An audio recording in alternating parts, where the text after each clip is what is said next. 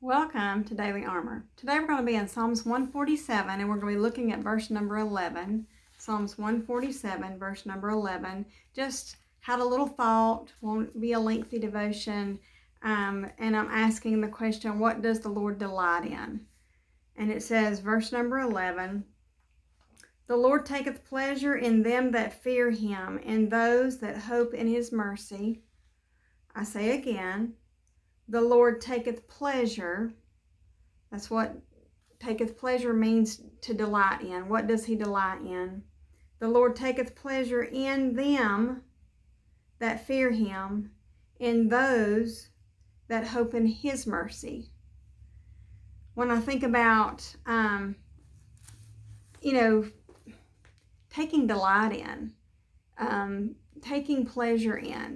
When I looked that up in the Bible dictionary, it was the word delight. It means take pleasure, thrill, take someone's breath away. I mean, not that I'm taking God's breath away, not that you're taking God's breath away, but it's that, like,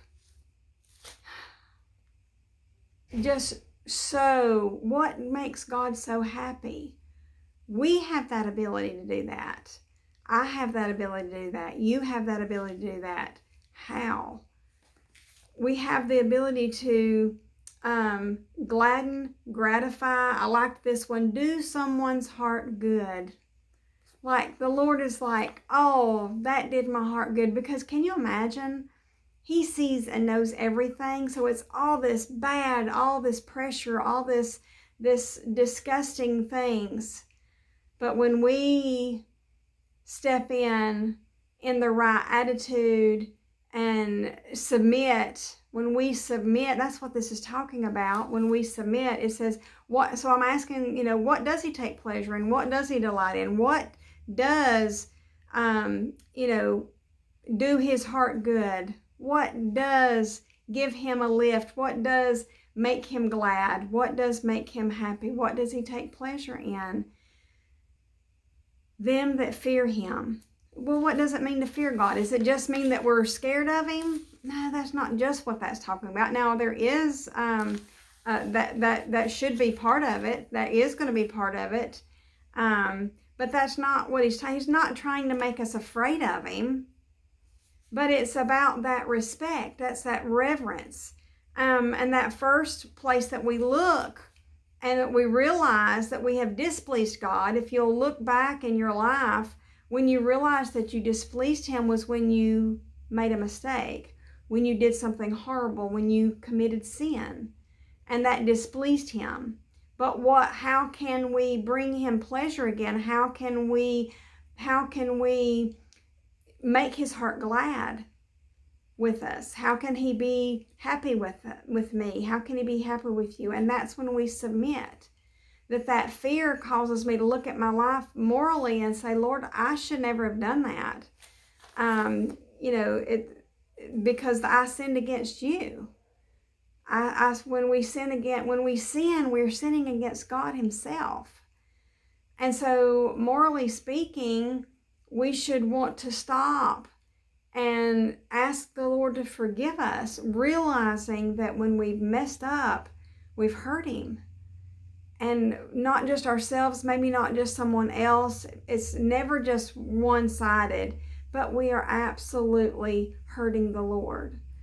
Now, also in reverence, we want to give him reverence, respect, checking our attitudes, checking our actions, checking our thought pattern.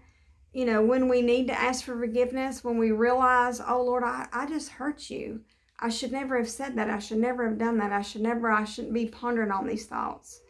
I shouldn't be getting frustrated with this situation. I shouldn't be impatient. We want to have the respect for him to know that that's hurting him. And then I'll even go a step further. Like I was just telling my pastor, it's hard for me to just, I share with you, and I say Todd, but he is my pastor, and I mean it with utmost respect. But just, in the driving in the car, he's just being my husband, and I was just telling him how that there was some things that the Lord did for me. I think it was last spring, or it may have been the spring before, and that the Lord did. And that there was something particular, very specific, that he said was not to be a part of my life any longer. This was something that I was not supposed to do, not supposed to be a part of it. And he said no, because it was something that I was asking about. And he absolutely said no. And there is that fear that I have, because I could actually have done it. But fearing him is leading me to say no, because he said no. He said no, there's another way. He said no, wait. He said no, that's not for you. I have other plans for you. I have bigger plans for you. You're looking too right in the moment. You're letting the flesh lead. He was showing me this. And he said no. Has the Lord ever told you no? Did you do it anyway? Then you had no fear of him. And we should have fear. We should be afraid to disappoint him. We should be afraid to go against him. I don't want to be punished for for doing it anyway. I would rather suffer. I would rather, get aggravated with myself for even, being impatient. But I would rather go through all that than to blatantly and foolishly go against God telling me no. And when I do that, and when you do that, he takes pleasure in that. That brings him delight. That brings him great gladness. And all we have to do is be obedient. Respectfully be obedient. And we can do that. If we go on and it says, so the Lord taketh pleasure in them, that's individually, that's you, that's me, in individuals that fear him. In those that hope in his mercy. This hope is a patient expectation. This hope is we're going to wait, and we're waiting on him, and we're glad to wait on him, and we're happy to wait on him, and we're hopeful.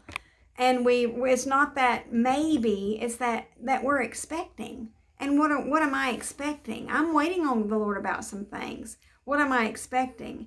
My hope is in his mercy. It's whatever he wants, however he chooses to handle it, whatever he decides. I have some questions, and I don't know exactly how to handle things. I don't exactly know, what plans he would have for me. But my hope is in his mercy. And his mercy is his kindness. I'm to expect it. You should expect it. His goodness, you should expect it. I'm expecting it. I'm expecting his good. He has been so good to me. And he's not going to stop. I expect him to continue to be good to me. Now he's going to correct me when I need correction. That's part of his goodness.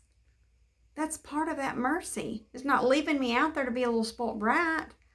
This that I asked for a while back, he was like, no, I'm not raising you to be a spoiled brat. You ain't going to have to be like everybody else. No. He said no. I asked and he said no. And I'm going to go with it. And I'm still going with it. And I'm expecting his goodness, his kindness. I've experienced his faithfulness so many times that yes, I'm expecting his faithfulness every single time. And I liked this was another definition that was in there for mercy, and it says beauty. Expect his beauty. And man, do we have such beautiful things. I mean, it's been rainy here. It's been all cloudy and moody and, but even in that, I mean, the moodiness of the mist and the beauty of the rain and the nourishment, I mean, there's beauty in all of it. And I'm going to expect it. I continue to expect it. And you should continue to expect it. And we should always expect it. Sorry about that. We should always expect it. And when we are expecting it, when we're saying, it's hard right now, but when it's time, the Lord's gonna come through, and all that's up to him. I'm not saying, the Lord, you have to come by, you have to do this by Christmas, you have to do this by Thanksgiving, you have to do this by Easter. I'm not doing that. I have an expectation that when the timing is just right, because as he is the master of time, he is in control of time, he is the master of time, he tells time when it's time, and I love that. He tells time when it's time, and I am secure in that, and my hope is in his timing, his way, his goodness, his kindness, his beauty. He's beautiful, and he has provided such beauty for me and for you, and he is beautiful. And that is how we give the Lord delight and gladness of heart and make him happy, is when we are submissive, and when we're hopefully expecting that for sure expectation, that looking forward to it. Don't know when it's going to happen, don't know what it's going to be, what it's going to look like, because I'm expecting to be amazed, to be wowed, because that's the God I serve. And it just dawned, when I read that a couple of days ago when I was reading this, and I realized I can make the Lord happy. And it's not about what you would think it would be. It's not, it's about when I submit. And it's about when I expect. And I expect him. And I am patiently waiting on him. And so I just thought I would share that with you today. And I look forward to seeing you again soon.